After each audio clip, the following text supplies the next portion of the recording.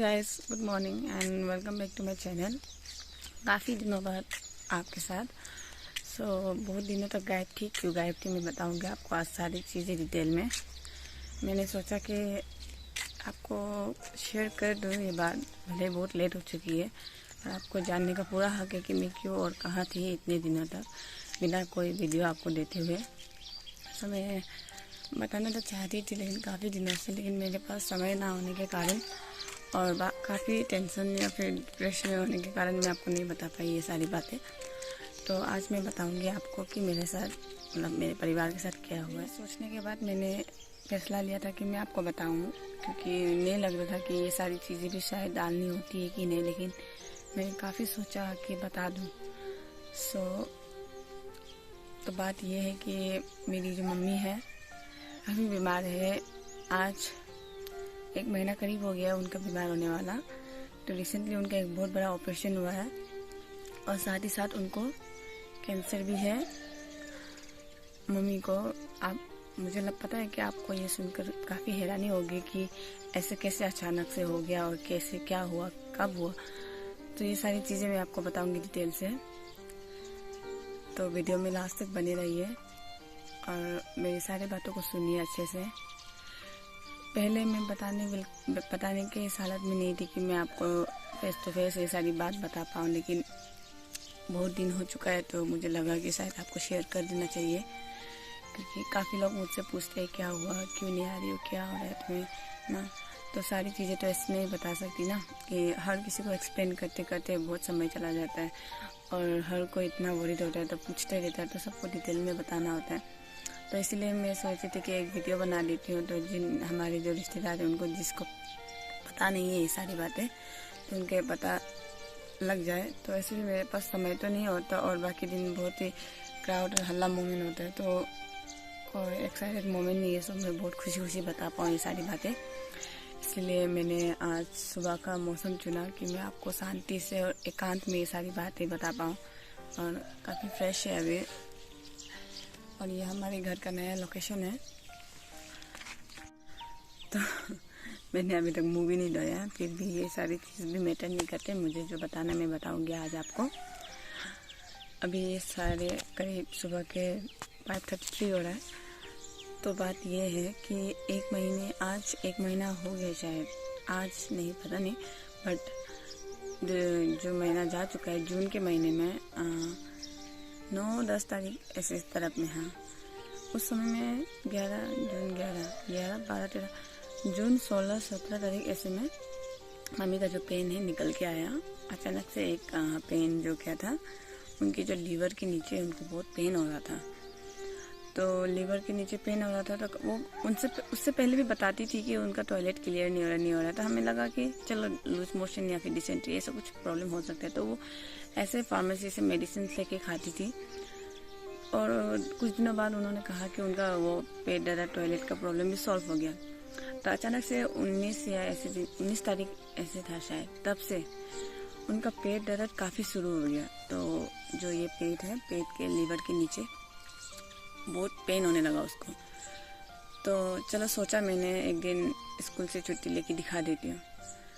तो स्कूल से मैंने डायरेक्ट छुट्टी लेके क्लास गई थी मैं। तो मैंने 2 पीरियड के बाद में छुट्टी लेके चली गई, क्योंकि मम्मी का पेन बहुत ज़्यादा बढ़ गया था। तो पापा इतना स्मार्ट है नहीं कि उनको मेडिकल यहाँ वहाँ ले जाए। तो मैं लेके गई उनको मेडिकल। तो मेडिकल भी यहाँ मैंने उनको बड़ा मेडिकल, प्राइवेट तो यहाँ इतना है नहीं है हमारे इस डिस्ट्रिक्ट में, तो गवर्नमेंट मेडिकल लेके गई। तो वहाँ पे काफ़ी लाइन वगैरह करने के बाद में हमें पता चला कि वो भी उसी दिन नहीं पता चला, कहा कि ये करना पड़ेगा वो करना पड़ेगा। तो हम ऐसा करते करते हम लोगों का यहाँ पे 1 2 3 4 दिन चला गया। 4 दिन के बाद हमें पता चला कि मम्मी की जो इंटेस्टाइन है, लार्ज इंटेस्टाइन है, उसमें घाव है।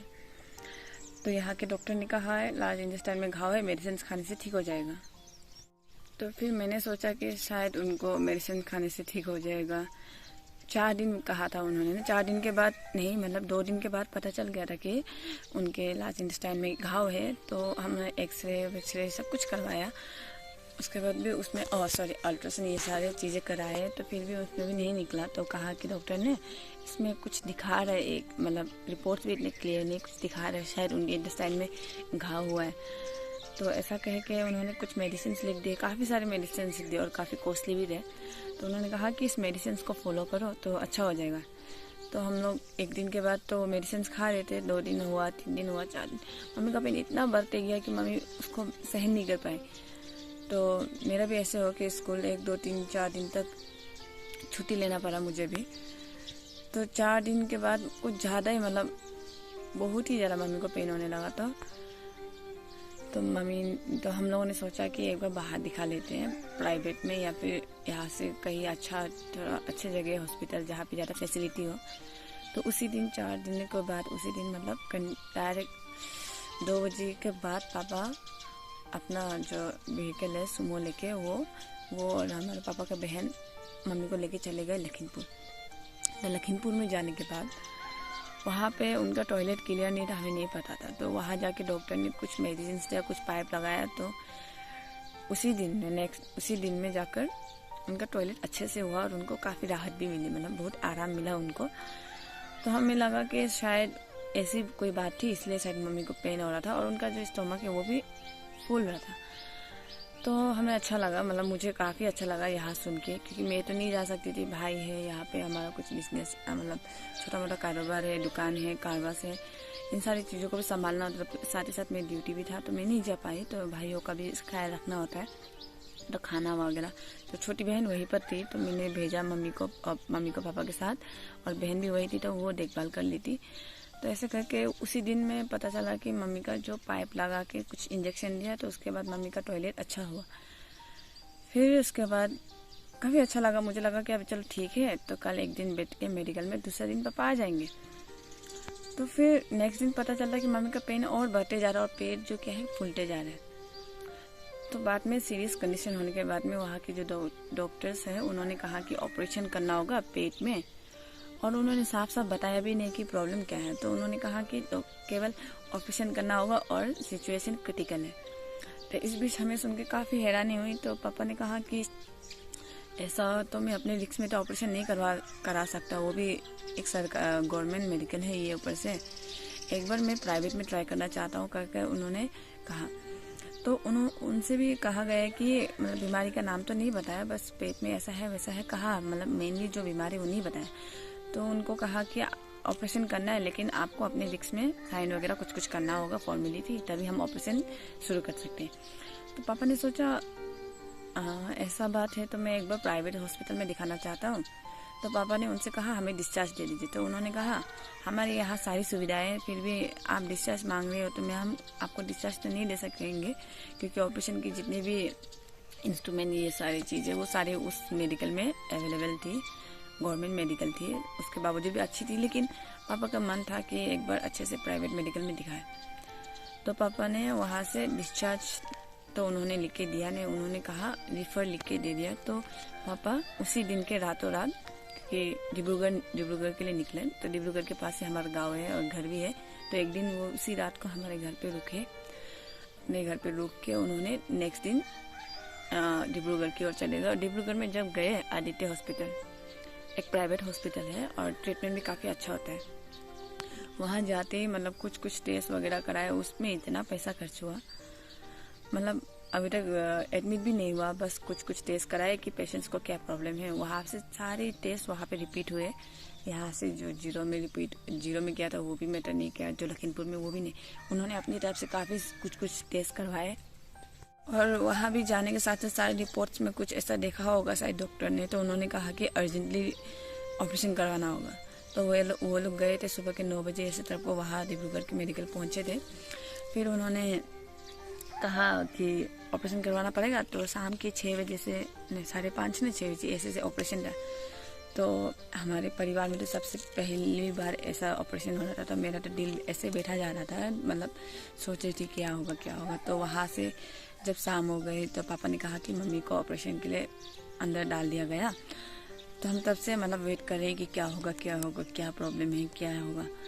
तो ऐसा कहकर ऑपरेशन थिएटर में ही है, मम्मी का ऑपरेशन हो ही रहा है। रात के 12 साढ़े 12 करीब और नहीं, 11 बजे को पता चला कि मम्मी को ब्लड देना होता है। तो डॉक्टर ने पहले इन्फॉर्म नहीं किया था कि मम्मी को ब्लड चाहिए, और वह ऑपरेशन थिएटर में ही है मम्मी।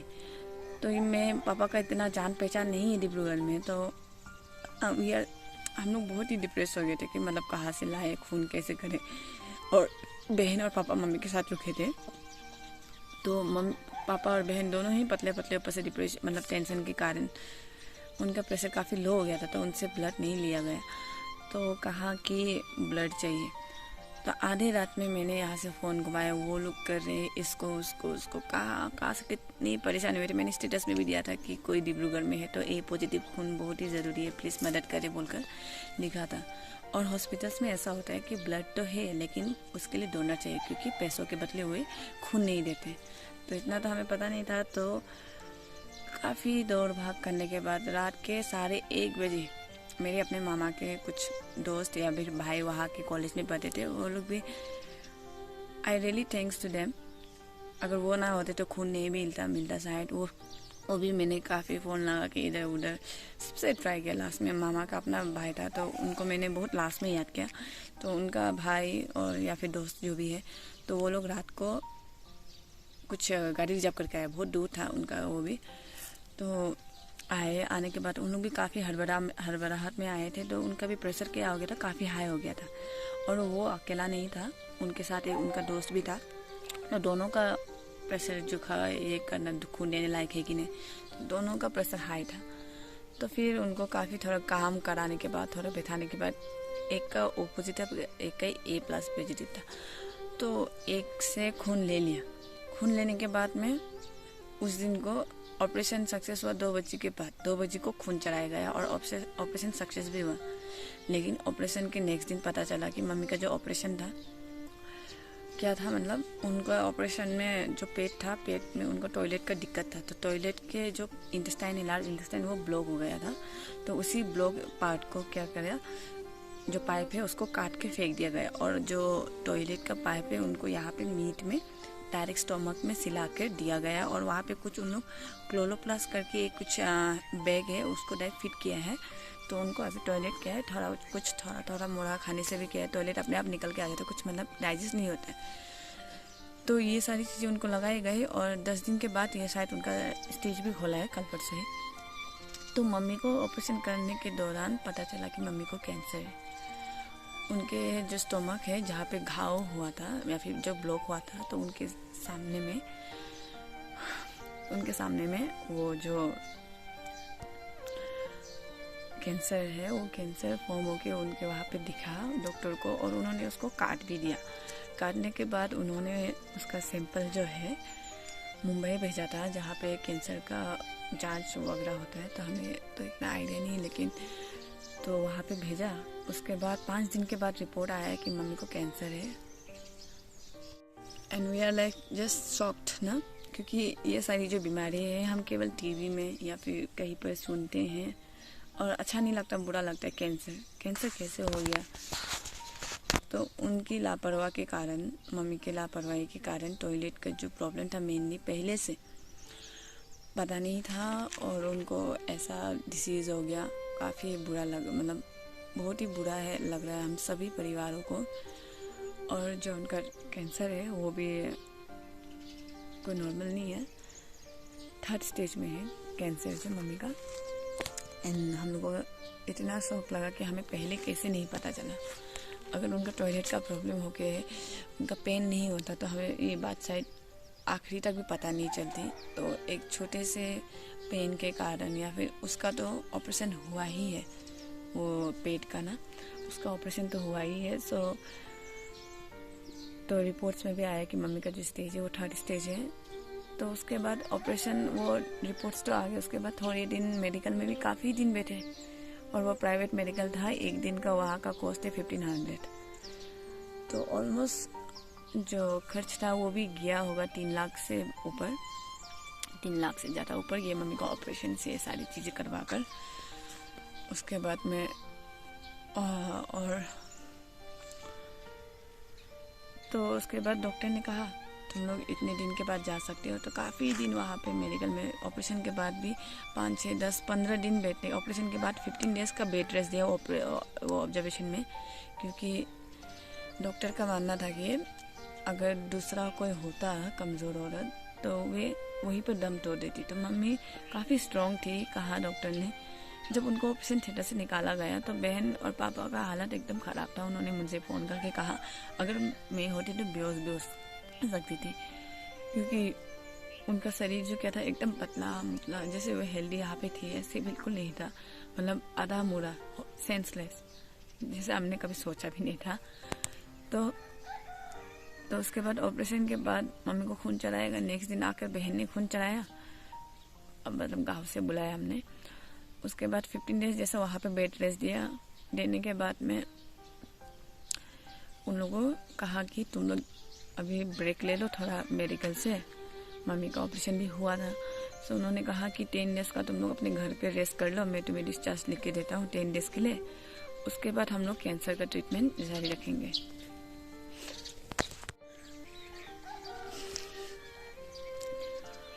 और कहा कि तो ऐसा कहकर पापा ने क्या किया, मम्मी को और बहन को अपने सामने के गांव ना, तो डिब्रूगढ़ से सामने ही है सिलापत्थर, तो वो अपने गांव लेके आए मम्मी को। वहाँ पे 10 डेज उन्होंने रेस्ट किया। रेस्ट करने के बाद फिर रिसेंटली 2 दिन पहले वो फिर से दोबारा से मेडिकल गए। मेडिकल जाके उन्होंने जो सिलाई था उनका वो सारा स्टिच को निकाल दिया, और यहाँ में जो स्टिच मतलब जगह जगह पे टाके थे उनके, मतलब प्लास्टर था, वो सारी चीज़ें निकाले। बस क्या क्या किया मुझे इतना आइडिया नहीं थी। और इस पूरे चीज़ों के दौरान में वहाँ पे नहीं हो पाई, वही मुझे सबसे ज़्यादा बुरा लगता है, क्योंकि जिस मुश्किल घड़ी में मम्मी के साथ होना चाहिए था मैं उस वक्त नहीं थी, केवल इस जिम्मेदारी के कारण क्योंकि सारे लोग वहाँ पे होकर भी उनका हेल्प नहीं हो पाता ना, क्योंकि उनको फाइनेंशियली भी ज़रूरत है। So I was sitting here and making money from here, मतलब पैसा यहाँ से वहाँ से सबसे एडजस्ट कर रही थी, क्योंकि जब बोला जाता था उसी वक्त सारी चीज़ें उपलब्ध नहीं होती, और हम इतने रिच भी नहीं है। सो सब चीज़ हमारे अकाउंट में ठक ठक करके अवेल हो, तो काफ़ी दुविधाएं हुई। और कुछ मेरे फ्रेंड्स हैं जिन्होंने काफ़ी मदद की, मेरे बहुत सारे अच्छे फ्रेंड्स हैं। जब पता चलता है कि आपकी इस मुश्किल घड़ी में ही आपको पता चलता है कि कौन आपके सच्चे दोस्त है, कौन आपके बुरे दोस्त है। सो मैंने रियलाइज़ किया कौन अपना है, कौन पराया है, कौन अच्छा है, कौन अपना है। तो ये सारी चीज़ें मैंने इसी मुश्किल घड़ी में रियलाइज़ की, and I thinks to them. अगर वो ना होते तो क्या पता क्या होता ना। सो उसके बाद 10 दिन के बाद उनका सिलाई वगैरह खोल दिया गया। खोलने के बाद मम्मी को लेना चाहिए था कीमो बोलते हैं कुछ, वो जो कैंसर पेशेंट्स को देते हैं कीमो। तो हमने सोचा कि मम्मी का रिसेंटली ऑपरेशन हुआ है, तो शायद वो उनका जो क्या बोले उसका गर्माहट, वो क्योंकि काफ़ी स्ट्रॉन्ग होता बोला ना वो इंजेक्शन, तो मुझे इतना भी नहीं पता, लेकिन जिनसे भी सुना है काफ़ी स्ट्रॉन्ग होता है बोला। डॉक्टर ने तो लेने की सलाह दी थी। तो मम्मी ने उस दिन वो कीमो लेने के लिए नहीं माना, कहा कि मेरा इतना शक्ति नहीं है, मैं ऑलरेडी इतना कमज़ोर हूँ, अगर मैं वो लूँगी तो भगवान ना करे मैं मर जाऊँ। इस तरह से मम्मी ने काफ़ी सारी बातें की हमसे। तो हमने सोचा तो चलो मम्मी को थोड़ा समय देते, तो हमने उनको उसी दिन में वो कीमो नहीं लगवाया। और कीमो का भी काफ़ी कॉस्ट है, शायद पता नहीं मम्मी के दिल में क्या बात है, वो नहीं लगाना चाहती कीमो। तो हम मम्मी का रीज़न सुन के हमें भी थोड़ा वैलिड लगा, क्योंकि वो काफ़ी कमज़ोर थी। ऑपरेशन हुआ रिसेंटली, और छोटा मोटा ऑपरेशन नहीं, बहुत बड़ा ऑपरेशन हुआ। तो हमने भी उनकी बातों को कंसिडर किया और कहा कि ठीक है, आपका जब मन हो थोड़े दिन रेस्ट करने के बाद हम करवाएंगे। तो अभी इसी समय में मम्मी को ऐसे तो नहीं रख सकते, क्योंकि 3rd स्टेज है, it is serious. So we decided to do some herbal ना। तो मम्मी को हम लोगों ने कुछ हर्बल मेडिसिन मतलब आयुर्वेदिक का कुछ काफ़ी माना जाना 1-2 लोग हैं जो ऐसे बिना कीमो लगाए ही मतलब अपने जड़ी बूटी इस तरह की दवाइयों से पेशेंट्स को ठीक करते हैं। तो हम लोग अभी वही सारी चीज़ों में ध्यान दे रहे हैं कि कहाँ से क्या होगा। तो आज शायद बहन पासीघाट की एक महिला है, डॉक्टर यानुंग कुछ ऐसा था, मैं भूल गई नाम, तो उनके बारे में काफ़ी चर्चा है और मैंने उनका यूट्यूब्स भी देखा है। तो इसीलिए हम लोग पहले अभी ऐसे हाथ में हाथ धरे तो नहीं बैठ सकते, क्योंकि it's critical we know that. तो मम्मी बोलती है कि नहीं, मुझे नहीं मानना है, मैं जितना जीना चाहती हूँ मैं जी लूँगी, चाहती हूँ भी नहीं, मतलब मेरा किस्मत में जितना लिखा होगा मैं उतना ही जीऊँगी, मुझे छोड़ दो, ट्रीटमेंट मत करो, इस तरह से बातें मम्मी कहती। तो काफ़ी दुख लगता है, क्योंकि हम तो ऐसे इतना सारा चीज़ें जानकर भी हमारी फैमिली शांत तो नहीं रह सकती। और फैमिली में भी क्या बोले, अभी पापा मैं बहन और कुछ रिलेटिव है जो वरीड है, बाकियों का नहीं पता मुझे। तो हम ने तो आयुर्वेदिक का वो शुरू करेगा बोल के आज बहन गई है पासीघाट, तो वो क्या बताएगी उसके बाद ही पता चलेगा। तो यही सारी बातें थी जो मैं आप लोगों से शेयर करना चाहती थी, और ये 1 महीने के करीब हो गए ये सारी बातें, तो इसीलिए मैं कोई भी वीडियो से या कोई भी रेसिपीज आपके साथ शेयर करने लायक नहीं थी, क्योंकि नहीं था मन, बिल्कुल नहीं था, कुछ भी करने का मन नहीं था। काफ़ी पेन में या फिर काफ़ी दुखी थी मैं, काफ़ी टेंशन में थी, भाग दौड़, यहाँ की भाग दौड़ संभालना, अपनी ड्यूटी में बिजी होना, ये करना वो करना, बट लोगों के सामने हर रोज़ स्माइल करती थी, क्योंकि किसी को पेन दिखाने से या फिर अपना दुख ज़बरदस्ती किसी के सामने सॉल्व करने से उसका पेन कम नहीं हो जाता।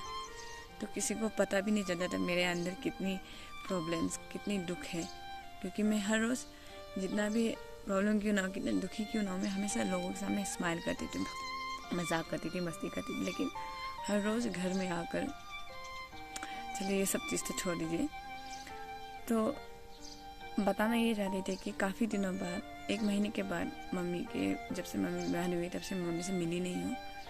सो आज 17, आज कितने तारीख है, आज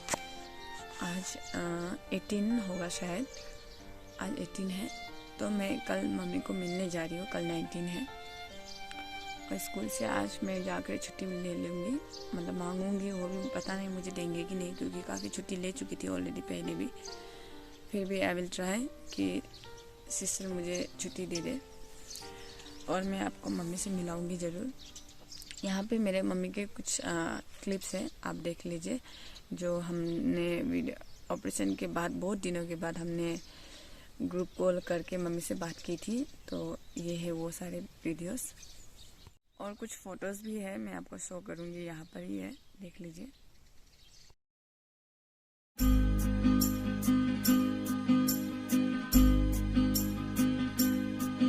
दिल का कोई टुकड़ा कभी दिल से जुदा होता नहीं,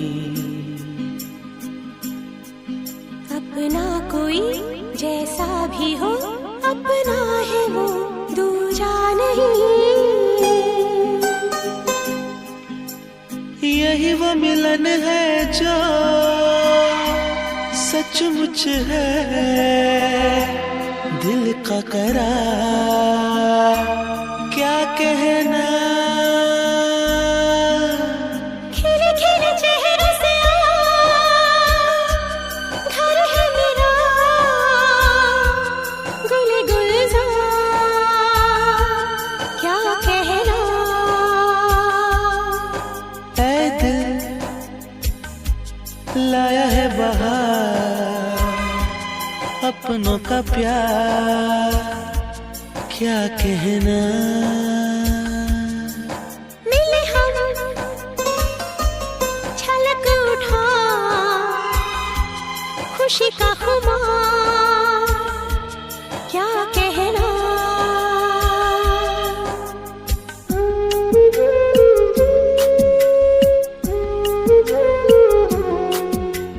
तो यही सारी बातें हैं। अगर आप लोग में से कोई मुझे अच्छे से जानते हो, रिलेटिव्स हो या फिर जो भी मेरे फ्रेंड्स हो या फिर जो मेरे शुभचिंतक हो, आप लोग अगर यदि आपको ये बात पता थी या नहीं, मुझे वो बात नहीं पता कि मेरी मम्मी बीमार है या फिर मैं किसी कंडीशन फाइनेंशियल क्राइसिस में हूँ या फिर डिप्रेस हो, प्रॉब्लम में हो, अगर आपको ये सारी बातें पता थी या फिर नहीं भी पता थी, तो प्लीज़ मेरे कमेंट बॉक्स में आप डाल दीजिए। मैं हर रोज़ तो आपसे नहीं कहती कि मेरे कमेंट बॉक्स में कुछ भी डाल दिया या फिर मैसेज कीजिए, but today I need your support and your love, क्योंकि इस वक्त मुझे आप लोगों की सपोर्ट की काफ़ी ज़रूरत है। इवन अगर फाइनेंशियली तो किया ही है मेरे दोस्तों ने, वो तो अलग बात है, फिर भी सपोर्ट भी मतलब अंदर से प्यार से आप लोग अगर सपोर्ट करना चाहते हो तो मुझे प्लीज़ मैसेज कीजिए, कमेंट कीजिए, मेरी मम्मी को दुआ दीजिए कि मेरी मम्मी जल्दी से ठीक हो जाए, और उनके लिए प्रेयर्स कीजिए, उनके अपने प्रेयर में मम्मी को याद कीजिए। और बस इतना ही है। कल जा रही हूँ मम्मी से मिलने, अच्छा लग रहा है, क्योंकि पापा मैं नहीं जा पा रही थी, क्योंकि घर को मैं ऐसे नहीं छोड़ सकती, क्योंकि अभी जब पापा आ गए हैं, अभी पापा आने वाला 1 दिन हो गया है, तो आज मिला के 2 दिन हो जाएगा, तो मैं पापा को सारा काम वगैरह समझा कर तो मैं भी चली जाऊंगी स्कूल से छुट्टी मांग के। तो आज मंडे है, तो आज ही जाके मैं छुट्टी ले लूँगी, फिर कल ट्यूसडे कल जाऊँगी। तो जाकर वहाँ से किमिन में अपने फियोंसे को मिलकर, वो भी जाना चाहता है तो उसके साथ ही चली जाऊँगी, क्योंकि वो भी चाहता है कि मम्मी से मिलने, से मेरे लिए वेट कर रहे हैं वो भी, तो हम दोनों वहाँ से निकलेंगे। तो वीडियो इतना ही था। वीडियो अच्छा लगे ना लगे, ये तो कोई अच्छी लगने वाली चीज़ तो थी नहीं, फिर भी कमेंट बॉक्स में ज़रूर लिखिएगा कि आपका क्या ओपिनियन है, क्या करना चाहिए कैंसर के लिए, कहाँ जाना चाहिए, कैसे कैसे काम होता है, क्या खाना चाहिए क्या नहीं खाना चाहिए, क्या उनके लिए अच्छा है क्या बुरा है। प्लीज़ ये सारी बातें अगर आप हो सकती है तो मुझसे शेयर कीजिए। So thank you guys watching this video till the end. I know those who are my close and those who love me, उन लोग मुझे ये वीडियोस में एंड तक ज़रूर देखेंगे। सो thank you guys for watching this video. Do support, keep support. Bye. Don't forget to do like, comment, subscribe.